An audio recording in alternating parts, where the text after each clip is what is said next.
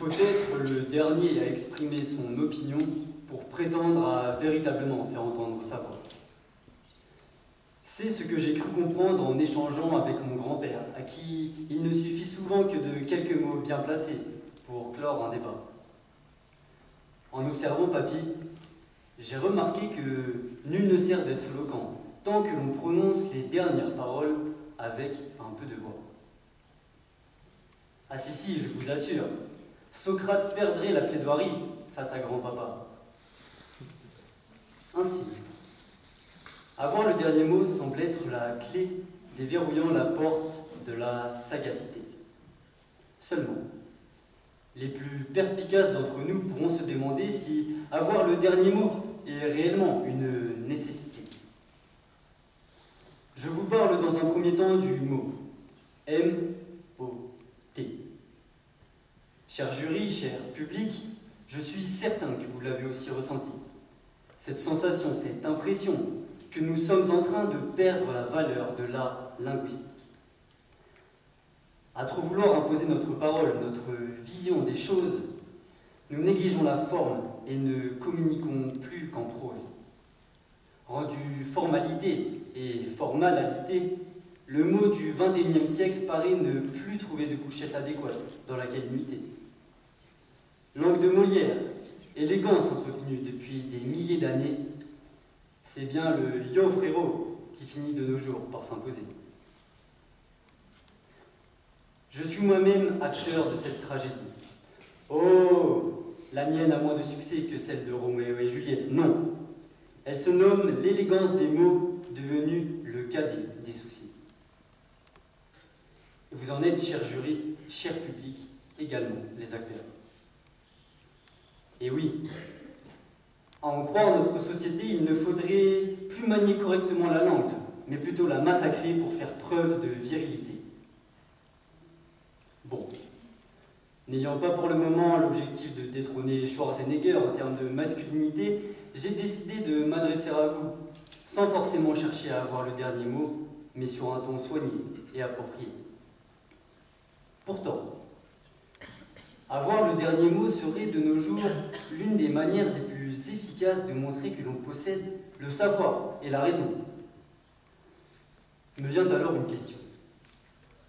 Pourquoi un grand écrivain tel qu'Émile Zola se serait-il embêté à écrire une lettre longue de plus de 1200 caractères s'il ne lui avait suffi que d'un seul dernier mot pour convaincre un peuple entier qu'il détenait la vérité?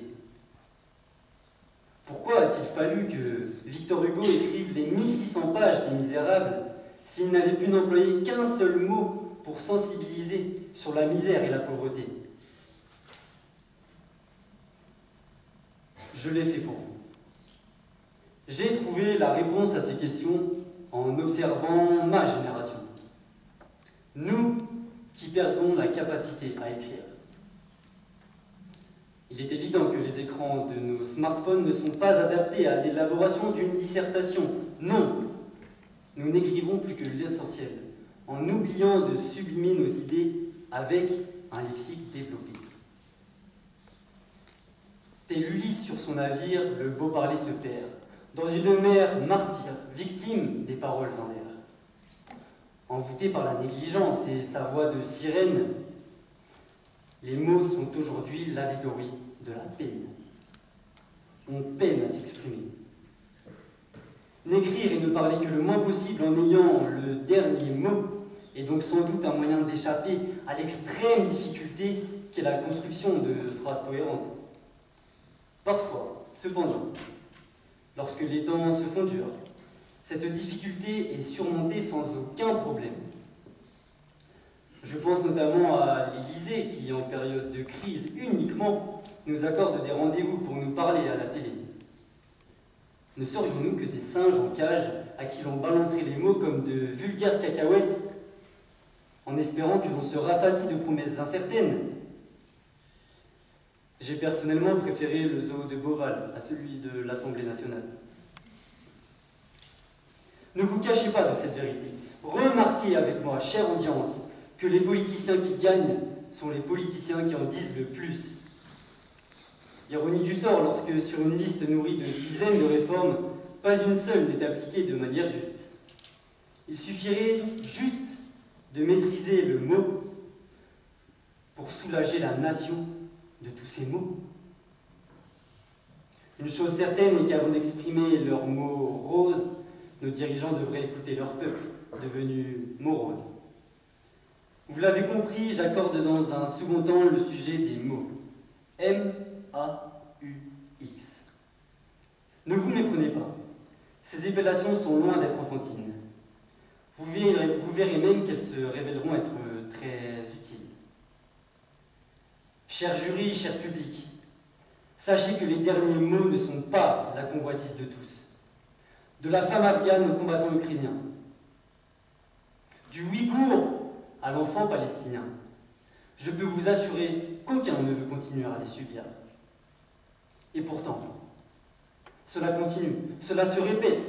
Les plus favorisés veulent le dernier mot de l'histoire, mais les derniers mots se font toujours ressentir par les mêmes, sans laisser à ces pauvres gens une seule chance d'exprimer leur peine. Aujourd'hui, on m'a demandé s'il fallait avoir le dernier mot. Alors, pour être sûr de ne pas m'égarer dans mes propos, je réponds. Il faut permettre aux plus vulnérables d'exprimer leurs mots, les écouter, afin qu'ils aient enfin le dernier mot. Cependant, j'aimerais ajouter sur un ton rythmé que l'audace de ceux qui parlent avant de penser les invite à s'exprimer en dernier pour affirmer leur supériorité. Mais parce qu'ils méprisent la maîtrise et que je maîtrise le mépris, j'ajouterai que m'exprimer le dernier me permet de ne laisser à mon interlocuteur qu'une leçon irréfutable à analyser. Ceci est mon dernier mot.